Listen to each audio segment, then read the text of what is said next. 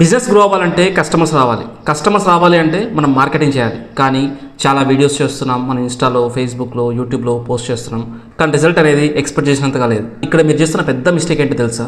Wrong ఆడియన్స్ని target చేయడం. అర్థం కావట్లేదా? క్లియర్గా చెప్తాను చూడండి. ఈ ఐస్బర్గ్ చూసారా? మీరు పోస్ట్ చేస్తున్న కంటెంట్ ఎవరి కోసమో తెలుసా? ఈ టాప్ 10% ఏదైతే ఉందో వాళ్ళని మీరు ఫోకస్ చేస్తున్నారు మీ కంటెంట్తో, మీరు పోస్ట్ చేస్తున్న వీడియోస్తో. అగైన్ ఈ టాప్ 10%ని 2% డివైడ్ చేద్దాం. ఒకటి 3%గా, తర్వాత 7% డివైడ్ చేద్దాం. సో టాప్ 3% ఏంటంటే, సో వీళ్ళు they are ready to buy అనమాట. సో మనం ప్రోడక్ట్ ఆర్ సర్వీస్ గురించి చెప్పామంటే, మనం బెస్ట్ ప్రైస్ ఇవ్వగలిగామంటే ఆటోమేటిక్గా they are going to buy. వీళ్ళు చాలా డేంజర్ అనమాట.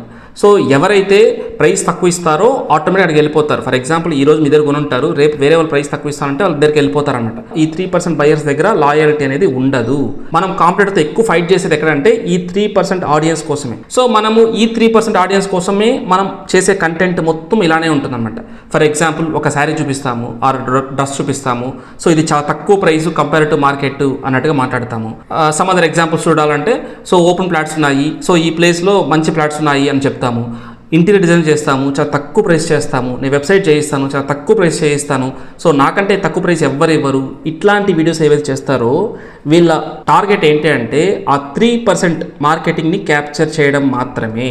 Then commit the next 7%. వీళ్ళు ఏంటంటే వీళ్ళకి ప్రోడక్ట్ కావాలి, so they ready to buy, but ఏంటంటే వాళ్ళకి సమ్ ట్రస్ట్ కావాలన్నమాట. అంటే ఎవరిని నమ్మి మనం కొనాలా అన్నదాంతో. సో వీళ్ళు ఎలాంటి కంటెంట్ లైక్ చేస్తారు అంటే, మన ప్రీవియస్ వర్క్స్ కానివ్వండి, ఆర్ మన టెస్టిమోనియల్స్ కానివ్వండి, ఆర్ బిఫోర్ ఆఫ్టర్ వీడియోస్ కానీ, ఇట్లాంటి కంటెంట్ ఏవైతే ఉంటాయో ఈ కంటెంట్ అనేది ఆ 7% ఆడియన్స్ ఎవరైతే ఉన్నారో వాళ్ళని అట్రాక్ట్ చేస్తుందన్నమాట ప్రోడక్ట్ కొనడానికి. ఓకే, కానీ మనం మొత్తము కూడా ఈ 10% పైనే వర్కౌట్ చేస్తాం. కానీ 90% ఆఫ్ పీపుల్ ఆ 3% ఏదైతే కాంపిటీషన్ అని చెప్పాం కదా, సో దానిపైన మాత్రమే వర్కౌట్ చేస్తారన్నమాట. సో చాలామంది మిస్ చేస్తున్న గోల్డెన్ మైన్ ఏంటంటే ఈ బాటంలో ఉన్న 90%, ఏదైతే 90% ఉందో ఆడియన్స్, సో దీన్ని అస్సలు టచ్ చేయమన్నమాట.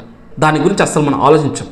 కానీ ఒక ఇంట్రెస్టింగ్ థింగ్ ఏంటంటే ఈ బాటమ్ ఏదైతే 30% గ్రోత్ ఆడియన్స్ ఉన్నారో, 30 to 40%, వీళ్ళు మన ప్రోడక్ట్ని కొనరు. ఓకేనా? తెలియని విషయం ఏంటంటే వీళ్ళే మన బిజినెస్ని నెక్స్ట్ లెవెల్ తీసుకెళ్తారు. ఈ గ్రోత్ ఆడియన్సే మన ఫ్యూచర్ బయర్స్ని మనకి తీసుకొస్తారు. మనకంటూ ఒక మార్కెట్లో ఒక రికగ్నిషన్ కానీ, సో ఒక నేమ్ తీసుకొచ్చేది మాత్రము సో వీళ్ళ వల్ల మాత్రమే. కానీ ఈ ఆడియన్స్ని మనం అస్సలు పట్టించుకోము, మనం ఇగ్నోర్ చేస్తాం. ఈ టార్గెట్ ఆడియన్స్ గురించి ఇంకా డీటెయిల్గా మన 4 hours a business clarity and direction వర్క్షాప్లో డీటెయిల్గా డిస్కస్ చేస్తాం.